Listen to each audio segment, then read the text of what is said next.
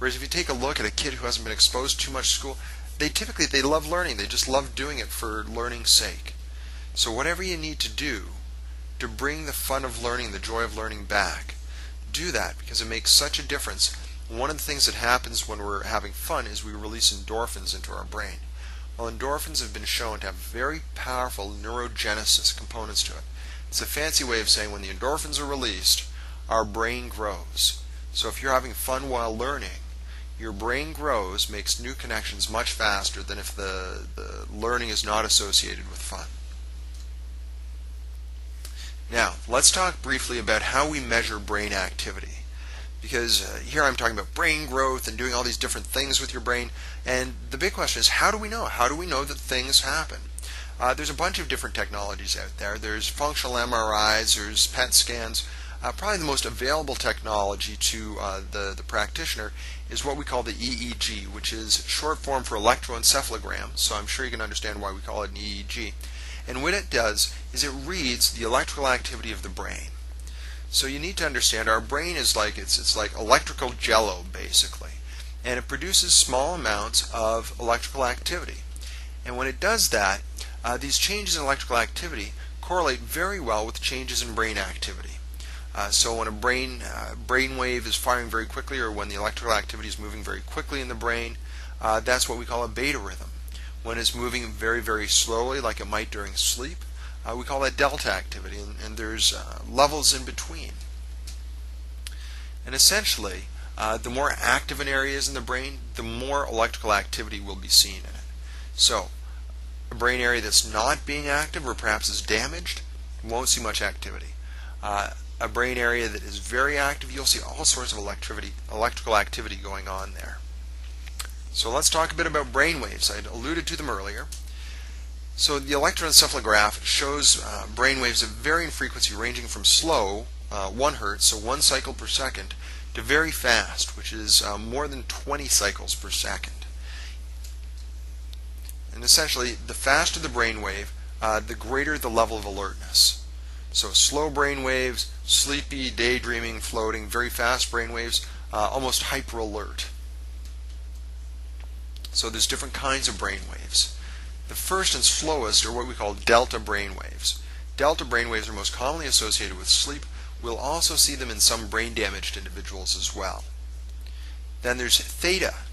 That's 4 to 8 cycles per second, or 4 to 8 hertz. It's most commonly associated with daydreaming. It'll also be associated with creative processes, visualization, meditation. It's also, on the flip side, associated with attention deficit disorder. So here's the thing, there is no good or bad brainwave. They're all good, they're all bad. It depends on the context. If you want somebody to be focused and problem solving, theta waves won't do it. That's why kids with attention deficit have trouble sitting down and focusing. On the other hand, if you're wanting to engage in a creative process where you kind of have to go into a bit of a reverie and let your mind wander and consider possibilities, theta is where you want to be. Now there's alpha waves. Alpha is 8 to 12 hertz. This is what we call a relaxed and focused place. Athletes call it the zone. It's a place where your brain is alert and open and receptive. It's thinking, but it's not overstimulated. It's just right in that sweet spot. And then there's beta waves. Beta waves are basically 12 and more hertz. They're associated with focused concentration. So your ability to really hone in, to problem solve, to do math problems, to really if you've ever had the experience of your brain going like bam, bam, bam, and it's just really flowing, that's typically beta. Now the interesting thing is we'll do things to attempt to move ourselves in different directions with these brainwave activities. So for instance, when we really want to be thinking fast, when we want to have an edge, when we want to get going, we'll often use stimulants. Most common one in our society, of course, is caffeine. So we'll have a coffee and we can concentrate better for the next hour or two. Now if we go into the pharmaceutical end of things, it's where Ritalin would put us. So that's one of the reasons why if you give a stimulant to somebody with attention deficit disorder, and they may even be hyperactive, it actually helps them settle down and focus. The Ritalin speeds up their brainwave activity, gives them better focused concentration. Now that Ritalin is a class 2 narcotic. It's the same as an amphetamine or speed, so it can come with some potential health risks associated with it, which is why we always want to be careful when we're doing anything to modulate our brainwave activity. Now the flip side of that is you may have somebody with a very active brain that just won't slow down.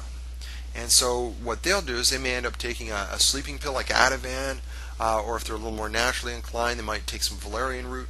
And what that does is it slows the brain waves down. And when it slows them down, then the brain waves move into a theta zone, and usually from theta people get into delta and they're able to get to sleep. So, just bear in mind that each of these brain waves is appropriate in some circumstances and not in others. Now, some of you who are looking at this may be wondering, well, what happens, you may be dealing with somebody who has brain damage, for instance.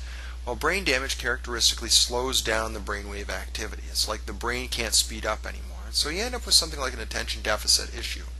If you're dealing with somebody who is a type A personality who can't just let go and relax, you're dealing with somebody who's locked into beta mode and can't slow down.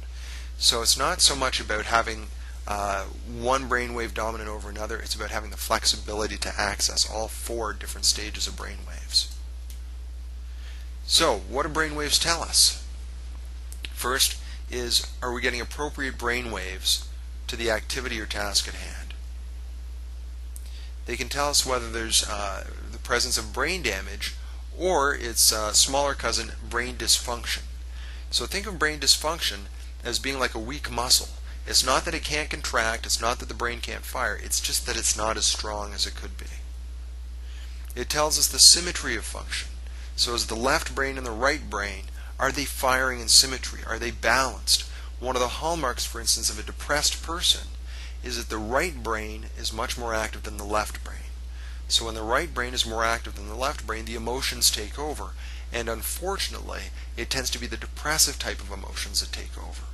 So one of the things brain music therapy does, for instance, is it balances out left and right brain symmetry to help pull people out of depression.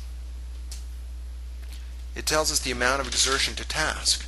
So, if you're simply reading a paragraph and all of a sudden your brain goes berserk, we know that your brain is working way too hard to do something. So something we've seen in people with learning disabilities is it's not that they can't read, it's just that it takes so much effort from their brain to do it that they quickly tire and become exhausted, and so they don't have the mental stamina that somebody else might. So one of the ways to overcome that is, of course, training. The more you read, the more you do a task, the less effort is engaged in doing it. However, there are other strategies as well that help reduce that exertion. I want to introduce to you another concept here which is very important. We call it minimal brain dysfunction. So, like we said earlier, sometimes a person doesn't have a brain injury per se, but what they do have is they have a brain dysfunction, that there's an area of their brain that is not working optimally. There's a marvelous book out there called Change Your Brain, Change Your Life by a Dr. Amen, A-M-E-N, and he talks about that, different areas of the brain not working optimally, and that creating all sorts of problems from attention deficit to depression to anger issues, all sorts of neat stuff. So how is it that we create problems for our brain? How do we damage it? Well, first thing, if we start at sort of that 1 o'clock position on this diagram, is poor nutrition. So if we take a look at some of the most key offenders in our society anyway, is its overuse of sugar, which tends to overstimulate the brain and then crash it. Overuse of caffeine. Again, there is some evidence that 1 or 2 cups a day are actually helpful for cognitive processing, but anything over that, we tend to spin out our wheels and provide too much stimulation to our brain. Artificial sweeteners such as aspartame tend to create a lot of problems for our central nervous system, particularly for young people. And that's because aspartame, when it's metabolized in the body, is broken down into methyl alcohol, which is wood grain alcohol, and basically an embalming preservative as well, formaldehyde, for those of you who are familiar with it, which again is also neurotoxic. So those are 3 of the nastiest things we can do. The other thing we tend not to do is provide ourselves with good nutrition. Don't take multivitamins. We don't eat our 7